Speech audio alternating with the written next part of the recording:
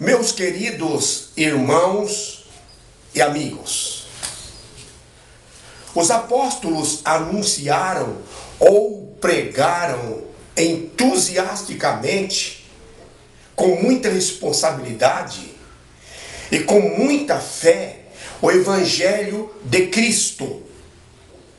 E todos aqueles que se convertiam eram batizados. É o que diz a palavra de Deus. Eles fizeram isso seguindo a orientação de Jesus, o Cristo, que encontra-se registrada no Evangelho segundo São Marcos, capítulo 16, versículos 15 e 16. Ide por todo o mundo e pregai o Evangelho a toda criatura. Quem crer e for batizado será salvo, quem porém não crer será condenado. Meus queridos irmãos e amigos, a palavra batismo vem do grego e significa emergir, mergulhar. É através do batismo que declaramos publicamente aos céus e à terra que estamos mortos para o pecado quando somos emergidos, mergulhados e vivos para Deus quando ressurgimos. Como podem perceber, o batismo é um símbolo da união espiritual de Cristo com a igreja. O batismo é a certidão de nascimento do cristão, lavrada por Deus, por Jesus e pelo Espírito Santo e diante da igreja. O apóstolo Paulo, na carta aos Romanos, capítulo 5, versículo 20, escreveu: onde aumentou o pecado, transbordou a graça. Então, por causa disso, continuaremos pecando para que a graça aumente ainda mais? De maneira nenhuma. Continuar vivendo uma vida de pecado após o batismo é negar o novo nascimento. Muito bem, queridos irmãos e amigos. Feito esses esclarecimentos preliminares, que reputo muito importantes, vamos à pergunta que não quer calar.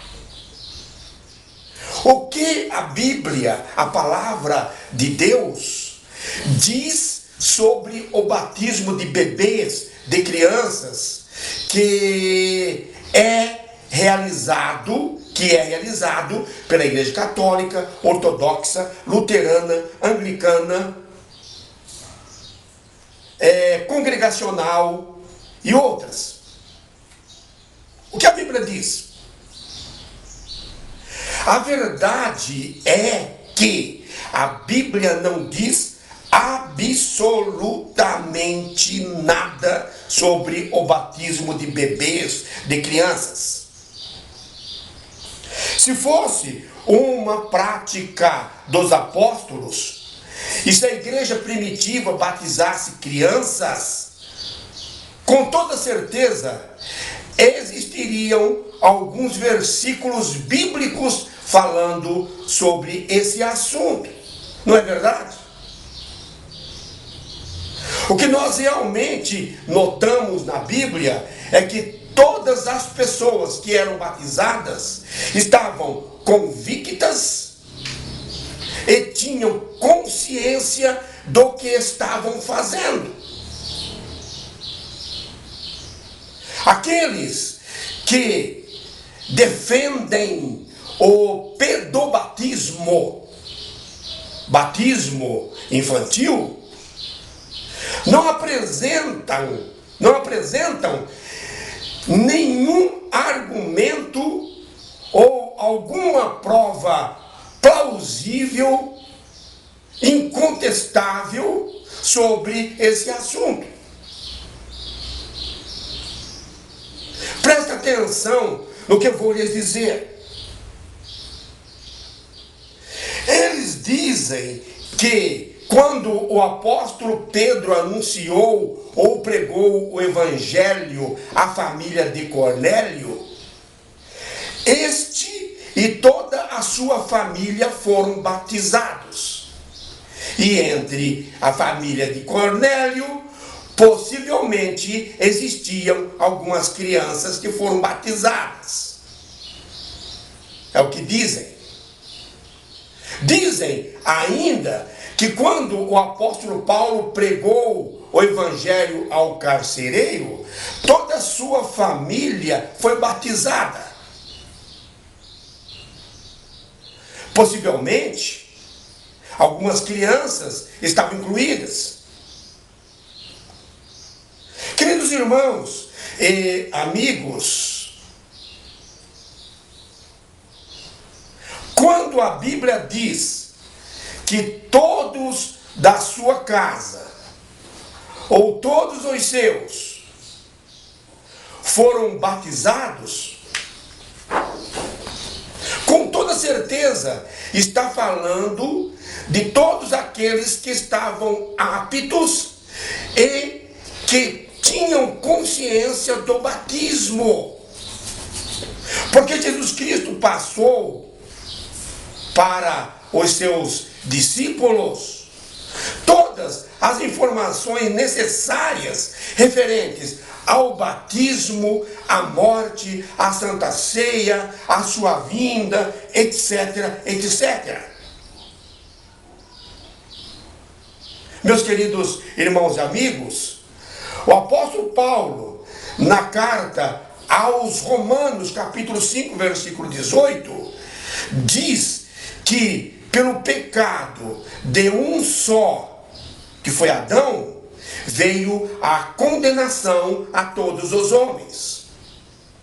Davi, no Salmo 51, versículo 5, diz: eu nasci na iniquidade e em pecado me concebeu minha mãe. Como assim? Como assim? As crianças não têm pecado.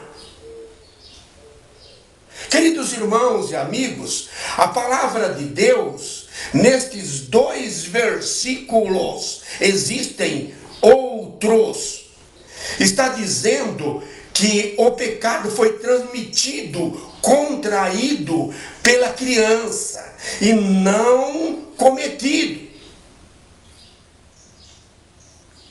Para ser batizado, é imprescindível que as pessoas tenham consciência dos seus pecados, arrependam-se e desejem uma nova vida. Porque o batismo é arrependimento, o batismo é novo, é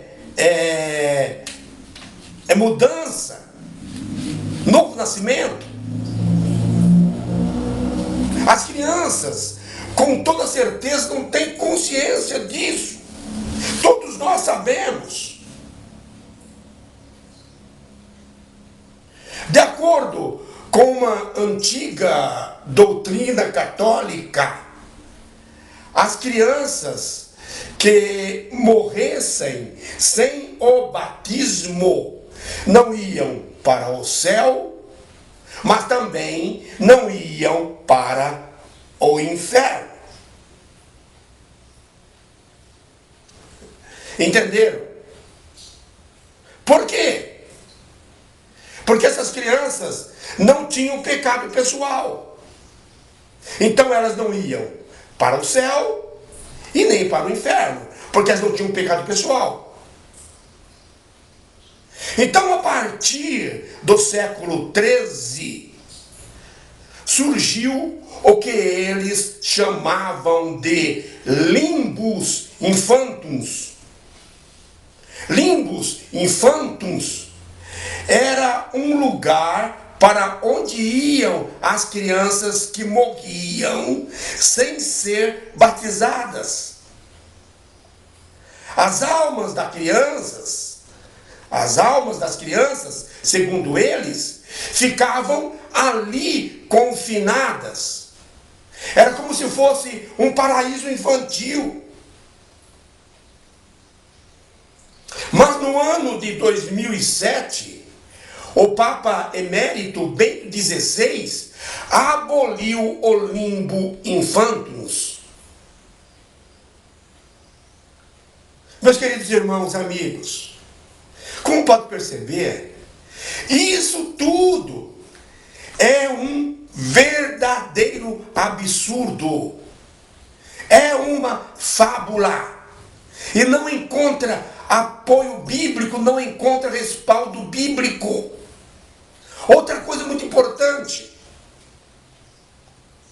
aquelas denominações religiosas que salientam que Irineu de Leão, que viveu entre o ano 130 a 202, e que Orígenes de Alexandria, que viveu do ano 180 a 254, diziam que era costume dos apóstolos batizarem crianças.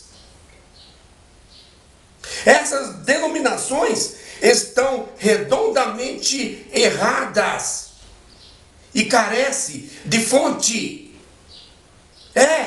Carece de fonte. E mesmo que esses dois pais da igreja e outros tivessem realmente afirmado isso, ainda assim duvidaríamos. Por quê? Porque na Bíblia, que é o nosso manual de fé, vida, conduta, não existe nenhuma menção a respeito disso. Se era tão comum como dizem, deveria haver vários versículos falando sobre isso, não é verdade? Aberrações escriturísticas e fábulas engenhosamente inventadas é próprio de algumas igrejas que têm enganado milhões de incautos.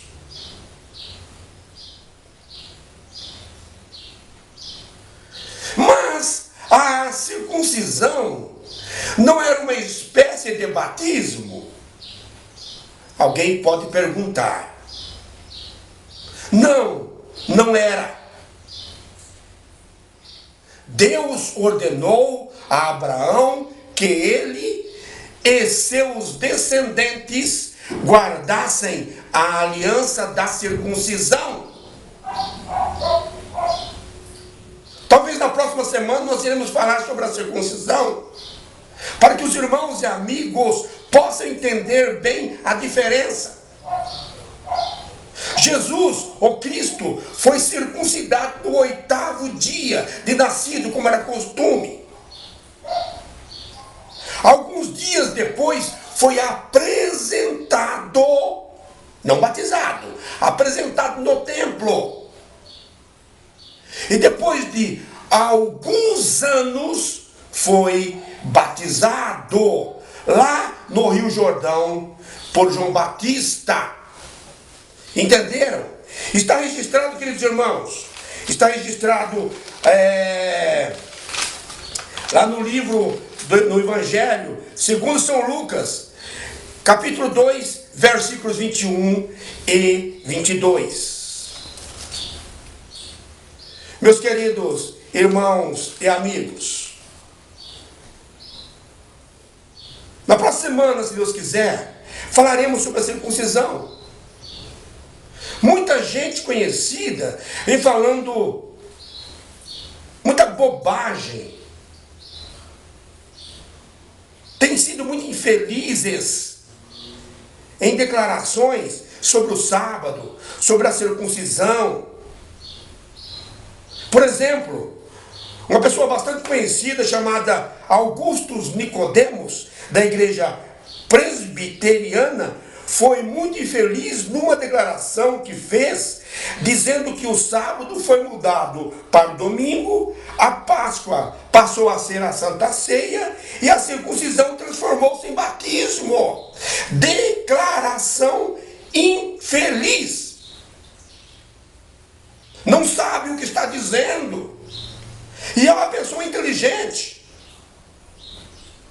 O sábado é o 7º dia da semana. O dia que Deus abençoou e santificou. O dia de guarda. A Santa Ceia foi celebrada num dia. A Páscoa em um outro dia. Nós já falamos sobre isso.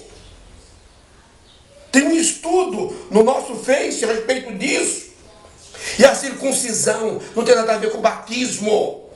Essas pessoas precisam se informar mais. Passam também informações erradas, comentam e não dão fontes para que as pessoas possam consultar e saber se realmente corresponde ou não. E quando passam algumas fontes, essas fontes não correspondem.